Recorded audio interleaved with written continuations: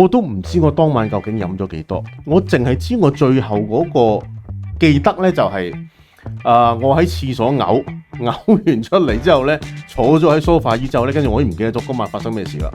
直至到我凌晨大概4-5點到啦，我喺酒店房呢，擘大眼嘅時候呢，發覺呢燈係着嘅，電視係着嘅，全部着晒。即係其實我啱啱離開酒店房冇耐，嗰個場景係一樣嘅。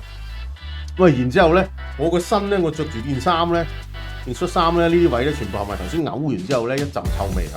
咁啊，但係我究竟點上房嘅咧？我完全唔記得咗。跟住我去沖涼啦，因為臭噶嘛，係嘛？換衫去沖涼啦。跟住發覺頭先坐喺我側邊嗰位女同事咧，原來佢瞓咗喺嗰個浴缸嗰度啊！佢瞓着咗喺嗰度。咁咧，我沖完涼先出嚟咧，我先見到佢啊！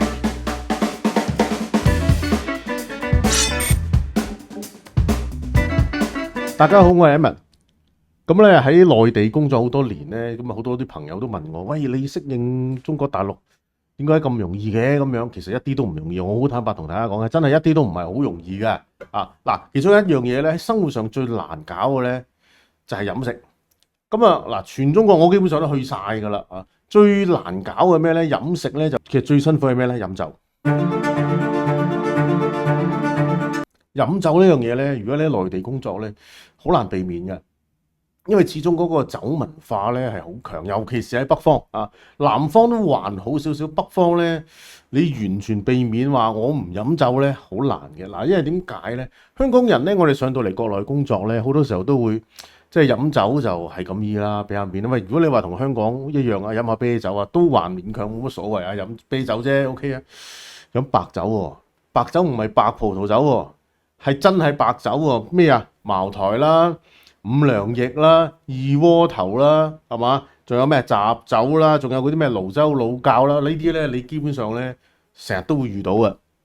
咁點搞咧？咁樣50幾度喎，唔係你飲啤酒嗰啲得3度嘅啫喎，係50幾度啊！一入口咧着火咁，啲火一路咁樣沿住你個嘴咧一路落，沿住個喉嚨咁一路落去個肚裏邊嚇，好難避免㗎。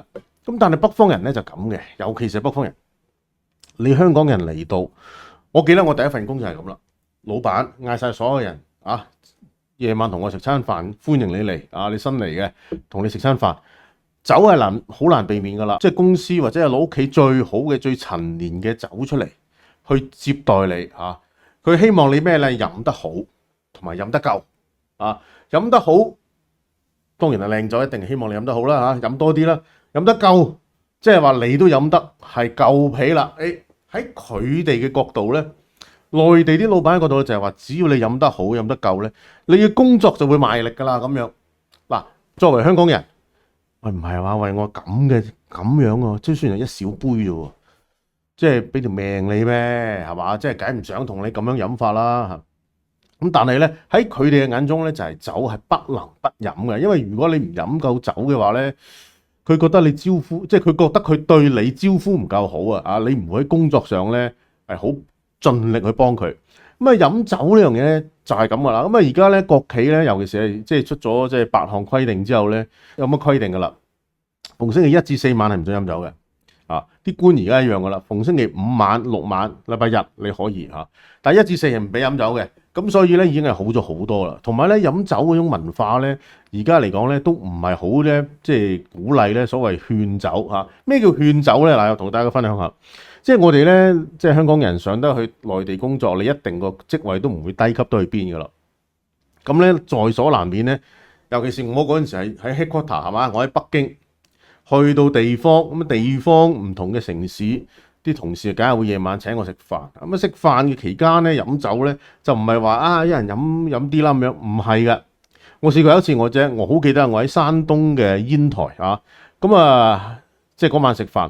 嗱，我第一次就係碰到咁樣，個同事輪住嚟同你走一圈咩叫走一圈啊？譬如呢一圍10個同事，你同佢佢一人一杯，你飲完個杯仔雖然咁細啫咁跟住咧4-5圍。個同事嚟，即係話同時間你要飲成幾十杯細杯，幾十杯喎，話你估講玩啊，大佬係嘛？即係冇辦法㗎。同埋佢哋仲有咩啊？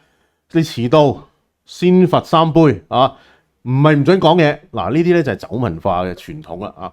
咁啊好辛苦，我嗰次喺煙台就係咁啦。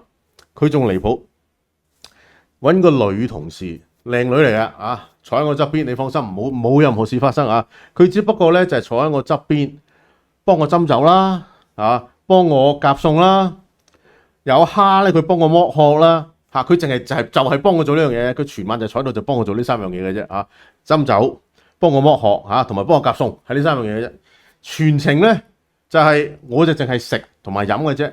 食到咁上下，啲人嚟飲酒咧，我就公公咁，佢就不停咁同我倒酒。我都唔知我當晚究竟飲咗幾多，我淨係知我最後嗰個記得咧就係、我喺廁所嘔完出嚟之後咧，坐咗喺梳化椅之後咧，跟住我已經唔記得咗今晚發生咩事啦。直至到我凌晨大概4-5點到啦，我喺酒店房咧擘大眼嘅時候咧，發覺咧燈係着嘅，電視係着嘅。全部着晒，即係其實我啱啱離開酒店房冇耐，嗰個場景係一樣嘅。咁然之後咧，我個身咧，我着住件衫咧，件恤衫咧，呢啲位咧，全部係咪頭先嘔完之後咧一陣臭味啊？咁啊，但係我究竟點上房嘅咧？我完全冇，唔記得咗。跟住我去沖涼啦，因為臭噶嘛，係嘛？換衫去沖涼啦。跟住發覺頭先坐喺我側邊嗰位女同事咧，原來佢瞓咗喺嗰個浴缸嗰度啊，佢瞓着咗喺嗰度。咁咧，我沖完涼先出嚟咧，我先見到佢啊。當然啦，乜事都冇發生，乜事都冇發生嚇。咁啊，呢個緊要㗎，要強調呢一點係嘛？如果唔係我老婆問我嘅嚇。好啦，咁咧我就嗌醒佢，跟住佢都唔知咩事啊，我又唔知佢叫咩名。咁啊嗌醒咗佢之後咧，跟住佢就咁走咗啦。咁啊呢個係其中一件我自己個人嘅經歷啊。咁但係飲酒呢樣嘢咧。嗱，其實而家喺內地嘅官場入邊咧，其實都已經一路壓抑啊，唔好飲得太過分，因為之前實在真係飲得太過分啊。咁啊試過好幾次有啲個案就話飲到跟住直頭死咗啦嚇呢啲，因為勸酒勸得犀利。咁啊，但係飲酒呢樣嘢係其實係開心嘅嚇，因為咧飲酒咧飲兩杯之後咧，跟住個氣氛咧，佢哋覺得啦就開始上去啦。咁啊，跟住大家咧就會開心心咁啊，可以傾好多嘢嚇。咁啊飲大兩杯就開始啊，你知啊。北方人尤其是同佢飲咗幾杯之後咧，琴晚飲完酒之後咧，跟住就同你結拜兄弟噶啦，係咁噶嚇。佢哋覺得咧一齊飲個酒咧就係好兄弟啊。嗱呢啲咧香港人咧，我哋係好覺得好奇怪啊。但佢哋就係咁，尤其是係北方人。南方人就會即係個酒文化會冇咁強，會好少少。咁另外咧講開飲酒咧，我同大家分享下啦，即係好多啲咁嘅故事咧，就係離唔開酒杯。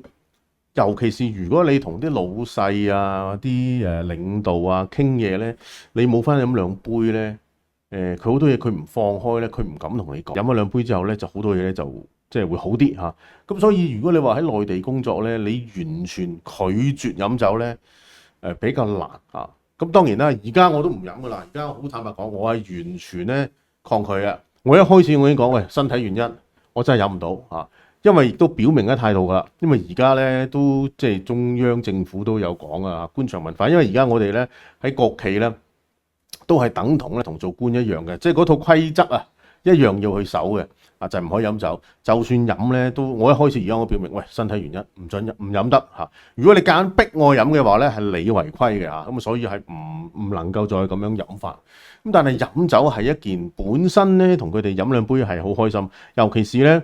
喺飲酒嘅過程入邊咧，大家可以講好多嘢嚇，咁啊將嗰個隔膜咧係可以打破。咁呢個亦都係一種嘅方式啊！如果你想喺工作上想突破某一重嘅關係，你約佢食飯嚇，因為有好多嘢大家都知嘅，喺辦公室，尤其是喺會議室咧講唔到嘅啊。夜晚黑食飯，食完之後咁上下同佢飲兩杯。傾下嗲下吹下又嗲幾句呢啲嗲幾句嗰啲，咁慢慢咧有啲咧佢就會覺得佢原本係唔可以批俾你嘅，咁啊見你都同佢都好恭敬，敬咗佢兩杯，咁就好啦，我哋翻去再諗再去重複去考慮下你嘅意見啦。咁嗱佢冇講話得考慮下你嘅意見啊，咁咧就可能咧會順暢啲。